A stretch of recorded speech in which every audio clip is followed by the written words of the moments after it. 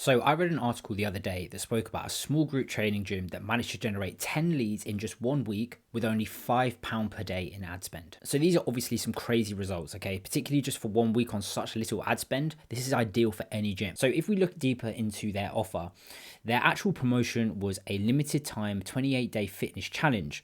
Okay, so that was the offer that was driving all this interest. But then when we actually look at the results of their campaign, they managed to generate 120 leads over a 30-day period.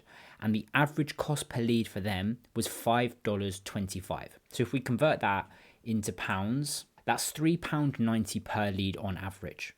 So in total, they walked away with 120 leads, and then they managed to convert 35% of those leads, not show-ups, leads, into customers, which generated them 42 new members in just 1 month, and they would have spent about $150. So it's clear that if you want to blow up your gym or any sort of fitness business, you don't need a monumental ad spend to be able to do so. So if you're a gym owner or an online coach and you want to dip your toe into running ads for the first time without spending hundreds and hundreds straight away, then this could be a really good strategy for you. So in this video, I'm going to go through how you can replicate these results for your own fitness business through paid ads. Now, of course, we're going to be using Facebook ads and not Google ads. Using Google ads within the fitness industry is a lot more expensive than Facebook ads. In fact, the average lead on Facebook in the fitness industry is $21, whereas the average cost per lead through Google ads within the fitness industry is almost 3 times that, sitting at about $61. So now we know where we're going to advertise, we now need to know how we're going to do it. So here we go. So these are the things that we need to make sure that we have in place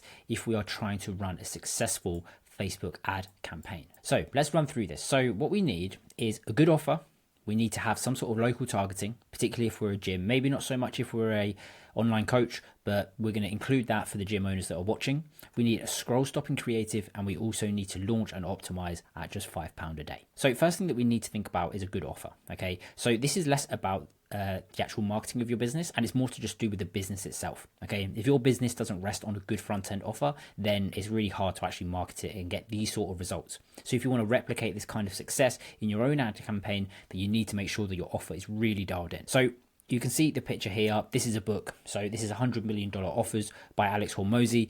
And when it comes to offer creation, this is the holy grail. So if you have no idea where to start in terms of building out a good offer for your business, I would say go here. Okay, so you can either read the book. I think he has a video course option on his website, which you could also go through if that's more useful to you. But if you don't know how to build out a very good offer, I'm going to cover it slightly in here, but at nowhere near the sort of depth as he does within his book or within his course. So I definitely recommend to go and watch that. But the main thing that he talks about in this book is the thing called the value equation. So basically, a good offer creates a disproportionate amount of value. So this is how we do that. So the value equation from the $100 million offer is this. So there's basically 4 components that equal value. So it's your dream outcome times by the perceived likelihood of achievement, divide that by time delay and the amount of effort and sacrifice that the customer needs to make. Okay, and once you've done that equation, that either equals lots of value, some sort of value, or none. So basically what our goal here is we want to increase the top line, so increase dream outcome, increase perceived likelihood of achievement, and decrease the bottom line, so decrease time delay, decrease the amount of effort and sacrifice that the customer has to make. So if we're sort of breaking this down into more fitness terms, so it's actually a bit more specific to us, if we're thinking about dream outcomes, this is what the client actually fantasizes about. So an example of this would be dropping that 6 kilo of body fat within the first 45 days, okay? People that are looking to lose body fat, that's going to instantly call out to their dream outcome. The next one is perceived likelihood of achievement, which is basically proof that you can get done what you're saying you're going to get done. So the way that we can increase this in the client's eyes or in the customer's mind is we can show off social proof, and ideally we want to be showing off before and after pictures, video testimonials or reviews. Okay, so before and after pictures and video testimonials are your most powerful form of social proof. People want to be able to see the genuine transformations. They want to be able to hear the client speak. They want to hear their voice. They want to hear the emotions that they've gone through. People can resonate and emotionally connect with that far better than just a Google review. So if we can, our first call is going to be before and after pictures, and if we have them, video testimonials. And then next, obviously we have time delay, and this is pretty obvious. It's how fast can they actually start to see a change? How quickly is your program going to have an impact on their life? Now, when it comes to fitness, it's very hard to just instantly drop 6 kilo of body fat within 2 weeks. So we can't show value there because we're limited by human biology.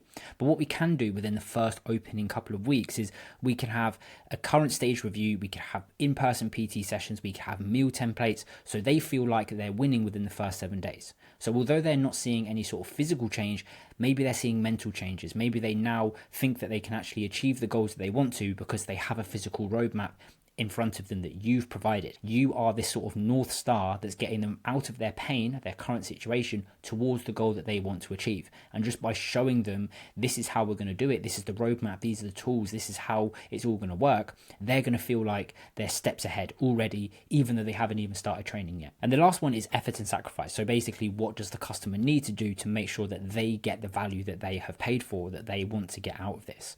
So we want to take on as much of the load as we possibly can. We want to make it as easy and as stress-free for our clients as possible. So the way that we could do this is we can provide a done-for-you service, a meal plan guides, training guides, tracking apps, or sheets, accountability checks. So it basically means that all your customer or your client needs to do is just turn up and do the actual exercises and eat the food that you tell them to eat. They don't need to track their own calories, they don't need to write out their own workouts, okay? And you are there holding their hand every step of the way, and that's how we increase the value of our offer. So another big thing that Hormozy talks about in his book is building out a grand slam offer. So this is the offer that is so irresistible that people feel stupid to say no to. So the first thing that we want is an attractive promotion. So the example I've given here is a 6-week VIP transformation roadmap, okay? And just by this title, we can obviously understand what this thing is, okay? It's obviously a transformation thing. We know how long it's going to last, and it's quite clear to a customer to understand this is what I'm paying for, or this is what is being advertised to me. The next part is an unmatchable value proposition. So how much value are you actually offering to them? So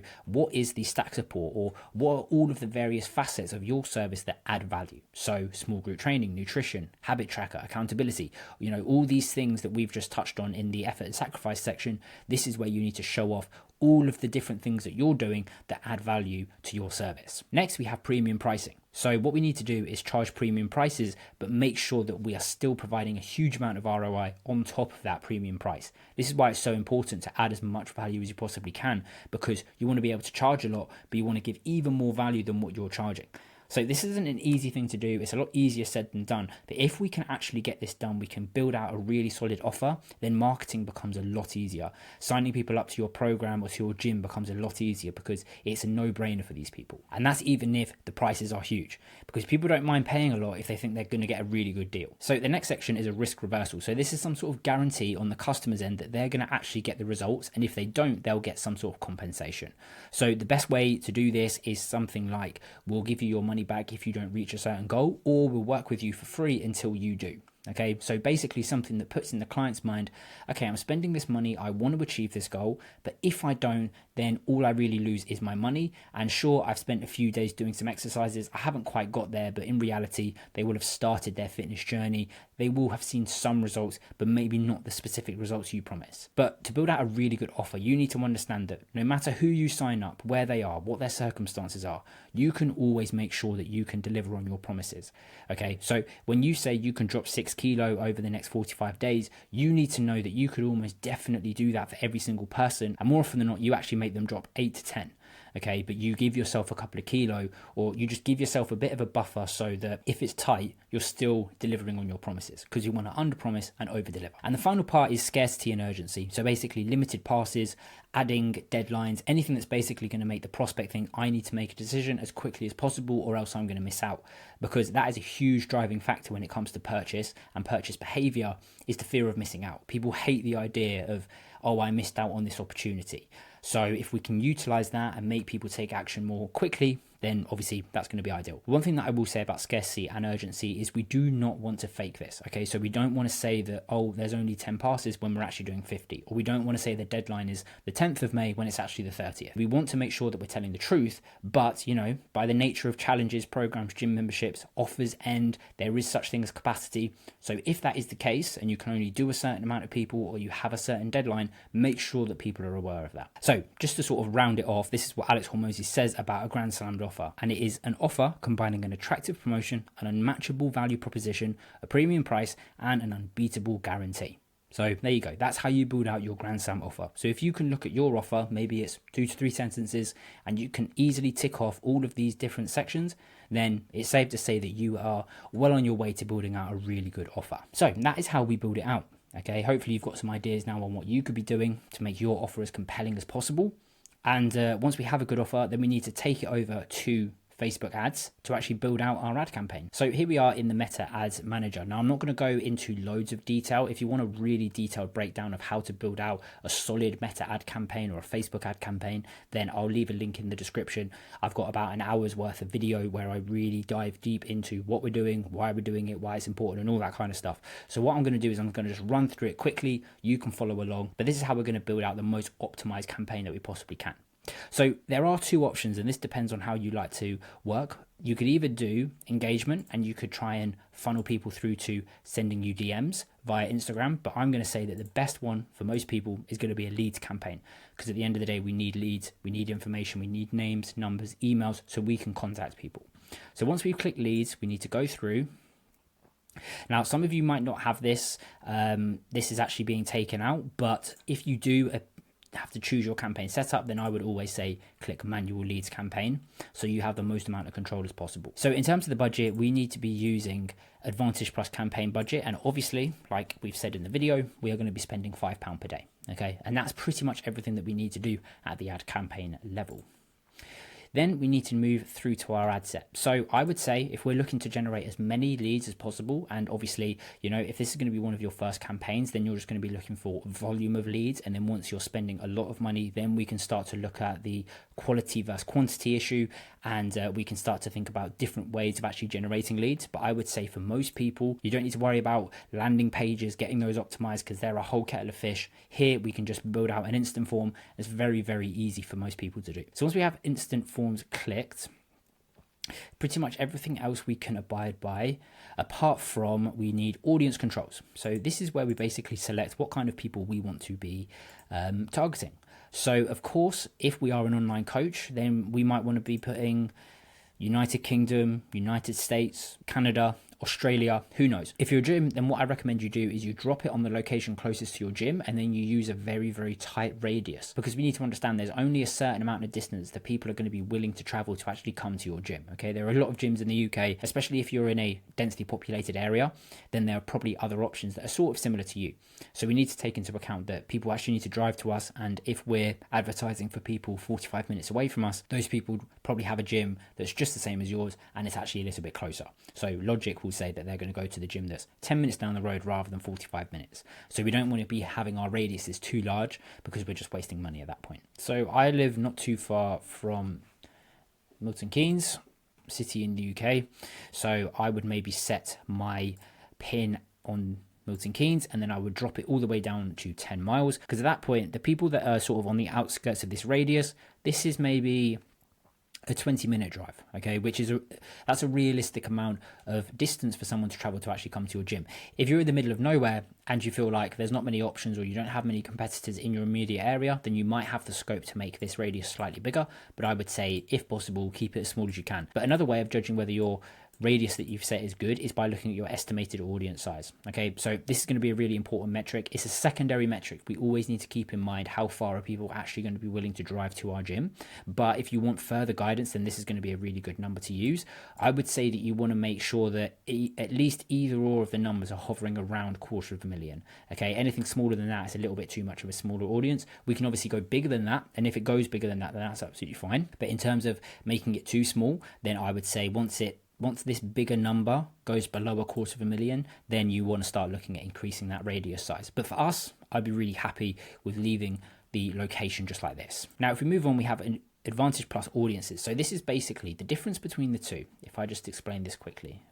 Audience controls are like hard set rules. Okay, so these are rules that you're giving to Meta, and you're basically saying these are the laws that you cannot break of my ad campaign. So you cannot advertise to people that are outside of this radius, and that is a hard set rule. Okay, you cannot do that. But if we go down to Advantage Plus audiences, we just see these as more like a point in the right direction, but Meta has the freedom to then target people that are just outside of the description that you've given it. So that's the difference between the two. Top one, audience controls, hard set rules. Bottom one is more of a point in the right direction. So what you can do is you can change that age. So if you work with only older people, then this is how you can change that. So if you don't want to be targeting anyone younger than 25, then you can put that in there. Okay, but I would say for most people, leave the age alone, because the more settings that we put on here, the smaller our estimated audience size is going to become. And what I would say in most cases is leave your targeting quite broad, be patient in the beginning few weeks of your campaign, and then actually allow Meta to learn you, your business, your customers, who's interacting with your posts, how can they get the best results, because the AI and the machine learning behind Facebook ads is very powerful, far more powerful than any sort of manual targeting that we're going to do on the Meta Ads Manager. So in most cases, if you're not sure, leave it alone. Of course, if you are a women's only gym or a men's only gym, or you only work with men as an online coach or women, you can set gender here. But again, we need to keep in mind that if we're doing that, then this is going to cut your estimated audience size in half, because we're excluding one whole gender. That's the nature of the beast. The only sort of detailed targeting that I would maybe give, just so Meta has an understanding of who we're trying to target here, is we could, look, it's already showed up. I would use fitness or some sort of interest that has to do with your gym. So perhaps your bodybuilding gym, maybe you could put bodybuilding. Or if you're a CrossFit gym or a High Rocks affiliate gym, then you could use High Rocks or CrossFit. Again, you think about what your estimated audience size is. Have a look at how adding this actually changes it. So for us, this hasn't changed it that much. We still have a large estimated audience size. But some interests or demographics that you add are going to decrease your estimated audience size. So don't add too many, literally just stick to one, particularly if we're spending a small amount and we have a small radius. So this is especially important if we are a gym and we're advertising to a local area. If you are advertising to the whole of the UK, or the UK, the US and Canada, if you're an online coach, then we obviously have the scope to be able to add more detailed targeting, because the general audience that we're going after is so massive. But I would say for most people that are bound by location, this is what I would leave it as. Just add fitness, physical fitness as an interest, and I would say you're good to go from here. Okay, so that is the ad campaign setup. So now we know that we've actually got a good solid foundation for our ad campaign. The next thing that we need to worry about is our creatives. So if we're trying to create a compelling creative, then this is the sort of formula that we follow, that a lot of people follow. This is tried and tested, and this is how you can sort of almost every single time build out a highly compelling, highly converting ad. So you can see here there's 4 sections. So we have a hook, and the goal here is to grab attention immediately. We have an offer, which is obviously the offer that we have just made. We then have social proof, okay? And then we have a call to action. So this is very, very simple. All ads need to follow this structure, whether it's a video, an image, a carousel, whatever it is, follow this structure and you can't really go wrong. What I'm not saying is this is the only structure that works. There's lots of different styles. You can swap these different, you could do social proof, then your offer, and then a call to action. Sometimes your offer can be a good hook. Sometimes your social proof can be a good hook. Okay, so these things can sort of form into each other. This isn't standard, but what I'm going to say is this is a good place to start. And then once you start to become more comfortable with ad creatives and what goes into making a good one, then we can start to experiment more. But I would say that this is a really solid starting point. So in terms of a script, particularly for video ads, this is going to be important. So this is sort of how things are going to run. So in the hook, we want to address our audience with an audience label. So an audience label, typical one for the fitness industry, busy professionals, okay, or busy mums, or women and men age 30 plus or 45 plus. Okay, you need to think about the sort of people that you're going after. Who are most of your clients like? Are you working mainly with older people? Are they middle-aged? Are they parents? Are they busy professionals? Are they CEO and executives? Whatever it is, whoever it is that you're trying to attract, if we can sort of round them all up into a nice label like busy professionals, parents, middle-aged men, middle-aged mums, that's going to grab people's attention straight away, then that's going to be really effective in the opening moments of our hook. And then we need to follow on with, are you looking to, and then we need to use a deep-rooted problem that these people have right now, or a common goal that most of your customers want to achieve. So an example would be, busy mums, are you looking to fit back into that dress that you used to be able to wear? Or would it be, busy professionals, are you looking to stay fit but also have the time for work and your family life? Okay, so we need to use deep-rooted problems that cause genuine pain within our audience, because this is going to be a really compelling hook. If we're speaking to people's actual pain points, the things that keep them up at night, the things that they worry about on a daily basis, that's going to resonate with them far more, because they're going to feel like they understand me. They're speaking directly to me. This is exactly what I need. Okay, so the more specific and the more deep-rooted the problem, the more effective the hook is. And that goes for the exact same thing with the goal. What do they truly desire? What is the thing that they truly aspire to become? Okay, and if we can draw that out for them in as much detail as possible, and it's as close to what they actually want, then again, that's going to be really, really compelling. So this requires a really deep understanding of your ideal customer and what do they want. So this is only going to take time. A way of doing this is just desktop research, asking your customers, and sooner rather than later, through that and a bit of testing on your ads, you'll slowly figure out what this is. Okay, so what is the label? What is the problem? What is the goal? This is what is compelling to my audience. This is what I use in my hooks. Simple as that. Offer, we state the offer. So obviously we've just gone through how we build out a good offer. We want to put it as clear as day. Obviously, if you follow the frameworks, then the offer is going to be compelling and that's going to sell your service even more. And then we move on to social proof, which basically shows people, and look, this is what I've done. I can do this. I know what I'm talking about. So you show off your before and after videos. You add in small clips of your video testimonials. And like I've said before and after pictures and video testimonials are the most powerful social proof that you have. So if you don't have them, get them as soon as you possibly can and put them in your ads, because that's just going to make it so much more effective. Because people want to be able to see themselves in the success stories. They want to see themselves in the before and after pictures. That's how they emotionally buy into you and your service. And then, of course, at the end, we have a call to action. We need to tell these people exactly what it is that we want them to do. So do they need to call a number? Do they need to text a number? Do they need to fill out a lead form? In our case, they need to fill out a lead form. And in this section, we need to keep it very, very clear and simple, as you can see I've written here. So don't get fancy, no lingo, no jokes, no metaphors. Just tell them exactly what they need to do. So go and fill out the form in the link below and I'll be in contact, or something along those lines. And then you need to do that. You need to tell them what they can expect and you need to deliver on that. So if you're going to tell them, I'll DM you within the next hour, then you need to make sure you do that, or text them or call them or whatever it is that you want to do. Now, when it comes to the sort of bit that you need to do after this, obviously that's what's called a follow-up. You need to have a very solid follow-up system put in place. And that's probably the reason why the case study at the beginning of the video had a really good conversion rate, is because their follow-up system was probably bulletproof. They had people on the phones quickly. They had follow-up systems in place. If you want to understand how you can build that out for your own business, I've also got another video where I go through follow-up systems, how it works, how you can build it out, why it's important. So I'll also link that video so you can go and watch that, so you can build out this whole system in its entirety. Okay, so then we have image ads and video ads. So we can use Canva, which is free. Paid option is available. It's not that much. I think it's about £20 a month. So depending on where you're at in your business, that can be expensive or not, but it is good, particularly if you don't have a lot of design experience. There's a lot of templates available, so you can use those to sort of build upon. Okay, so you're going in with a solid structure and then you can just add your own offer, your images, your call to actions, whatever it needs to be. But at least the structure and the decorative elements that are there are compelling and they're already well thought out. So yeah, we can do that. I would recommend using Canva. Let me show you actually. Okay, so here we are. This is an Instagram story size in terms of the actual aspect ratio, but there's different elements that we can include. So when we're looking at templates, there's loads of them. So you can see that I've already typed in here before fitness posters. So there's loads of stuff here that we can use for imagery. So this could obviously needs to be a picture of you. That's another big tip. Don't use stock images. Use your own images, images of you, images of where you work, either your facility, your gym, the gym that you train your clients in, whatever it is, you need to use your own images, and obviously images of your clients. Don't just get stock images off the internet.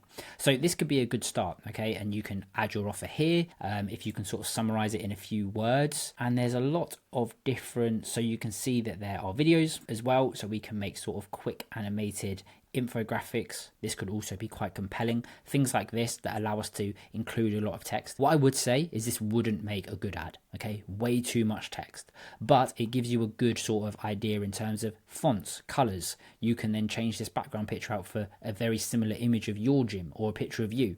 And then you obviously don't want to include this much information. The whole point of this, I think it said it was an infographic. So is very different between an infographic and an ad, but this is going to be a really, really good start. So like I say, it just gives you a really good foundation in terms of fonts, colors, design features, and then you can just make it your own with pictures of you, your offer, and everything like that. And then video ads. So I'm not going to go through video ads right now. They can be quite complicated, and this is why a lot of people go for image ads first, because building out an image can be easier than videos, although I don't actually think it is. Okay, when you really dive into marketing techniques, it's actually a lot easier to create a compelling video ad than it is an image ad, because with a video you have however many frames a video lasts for. Okay, all those separate frames of you being able to speak, show things off, you can change it, it's dynamic, whereas an image ad is static. Okay, there's no dynamic features, you can't change the actual image, so you need to pack all of your value into a single frame, whereas in a video you have all this time to be able to show off everything that's great about you, your offer, your social proof, and whatever. So in terms of tips to build out a good video ad, I would say that there's lots of free softwares out there like CapCut and iMovies. CapCut you can download on the App Store, use it on your phone. iMovies will be on your Mac. This is going to be an easy way for you to just cut up video clips, put them together. On CapCut, I think you can add captions on the free version, although I'm not sure, that might be a paid feature. But if you're looking for paid options, and I do recommend that you just make that small investment into a video editing software that costs, because you do get a lot more features, I would recommend Captions AI. This is something that I used when I first started making videos. It works for ads, it works for your normal content that you're going to be posting. If you want to make VSLs and add subtitles or anything like that, this is going to be a really good software to use. It's all AI driven, so it allows you to trim using AI. You can remove mistakes, you can add subtitles, you can add sort of animated elements and pictures and whatever. It's really beginner friendly, and it's only £10 a month. So yeah, I'd recommend that. Of course, if you have experience with proper editing software, DaVinci Resolve, Premiere Pro, whatever, then obviously use that. I'm sure if you have experience with those, then you don't need to worry about everything I've just said there. You'll already know how to build out a video. So yeah, so that is how we're going to build out our creatives. And then we have the campaign creative strategy. So we want to limit the amount of actual creatives that we're using. Obviously, we have a small budget, being £5. So we want to make sure that we're only using about 2 creatives. We could maybe use 3, maybe. But I would say use 2. Don't overcomplicate it. Use a video, use an image, see what works well, and then you can make iterations on top of that. Slowly A/B test your way to a really highly optimized ad. If you want to understand how to test your ads and get to that point through A/B testing, I also have a video on how you can do that on my channel. So follow the formula. So don't try and reinvent the wheel. Go back, look at this formula, build out all your ads based on this formula. Test different angles. So when things aren't really working, then we need to approach the ad in a different way. We need to try and use different labels, use different pain points, use different desired outcomes in our hooks. And what I would say is you mainly want to be testing the hooks. Okay, these are the things going to have the biggest impact on how your ad performs, because in reality, everyone that clicks on your ad sees the first few seconds, and it's up to them whether they want to scroll past or watch. And the thing that actually makes them stop watching, or the thing that makes them stop and watch, are your hooks. So the hooks are the thing that you need to change and test the most. Of course, we need to test the body, sometimes the call to action. These can actually change things a lot, but I would say more often than not, focus on your hooks, because these are the biggest needle movers when it comes to your results. And then monitor performance, so track each creative and make informed decisions based on the results that you get back. So budget management. So we've got £5 a day, which means that we're going to let things run for at least 7 days. What I would say, and a lot of people get this wrong, like I've said before in this video, is you need to let your ads run. You need to allow Facebook ads to do its thing. Let the machine learn. So once you set it, you just set it, forget it, let it run for a week. You're only going to spend £35 by the end of the week, and then you gather yourself, you look at the results, and then you make informed decisions based on the results. And by which time you'll have a depth of data that you can actually make data-driven decisions from.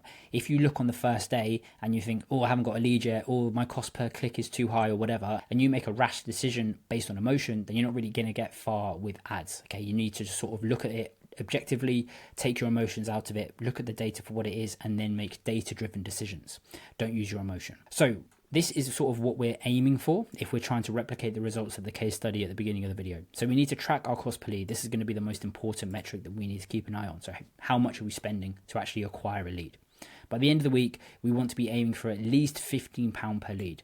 Okay, so of course, in the case study, they were paying, I think once we converted it into pounds, it was about £3.90, which is obviously insane, but we can't expect to do this straight away without any experience with ads, with a brand new ad account.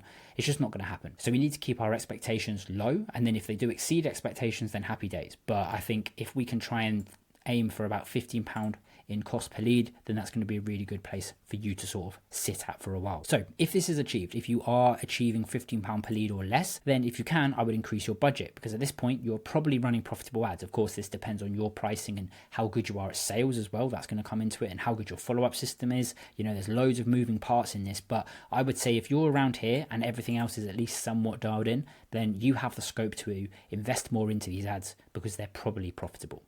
And then if this isn't achieved, so if you're spending £20 or £25 per lead, then you need to refresh your creatives, particularly the hooks. Like I've just said, we need to focus on trying out new hooks. So I would do that immediately. So week 2, you've got new hooks, you've got new ads, and then you can see how those compare to the ones that you've just been running. A final thing, is we need to make sure that our offer is as compelling as possible. So no fancy hook, no fancy call to action, no really well presented social proof is going to make a bad offer convert well. Okay, so it all starts with the offer. So obsess over your offer first, then obsess over your hooks, and then you can sort of fill out everything else behind it. But those are the two most important things when it comes to the performance of your ads, particularly if we're using a smaller budget and we've got a new ad account. We need to give it the best chance that it possibly can to generate good results. The way we do that is with a good offer and good hooks on our ads. So that is how you're going to get as close as possible to the results that I showed you within the beginning of the video. Okay, so obviously we need to manage your expectations. If you're running ads for the very first time, it's unlikely that you're going to